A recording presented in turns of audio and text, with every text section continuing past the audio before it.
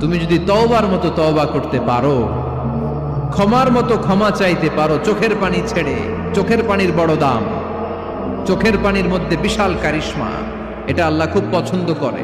2 ফোঁটা পানি আল্লাহ পছন্দ করে। এক, জেহাদের ময়দানে শহীদের গা বেয়ে ঝরে পড়া রক্তের ফোঁটা।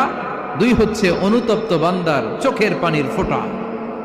বান্দা যখন অনুতপ্ত হয়ে চোখের পানি ছেড়ে কাঁদে, তার চোখের পানি চোখ বেয়ে নাকের ডগা বেয়ে মাটিতে পড়ার আগেই ওই অনুতপ্ত বান্দার সব গুনাহ আল্লাহ মাফ করে দেয়। সে জিজ্ঞেস করলো, আমার ক্ষমা আছে কিনা? আলেম বলে, আছে, ক্ষমা আছে। তওবার মতো তওবা কর, তাওবাতান নাসুহা।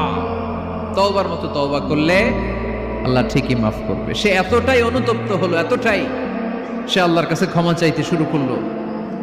আলেম পরামর্শ দিল, তুমি যে এলাকায় থাকো এলাকাটা ভালো না,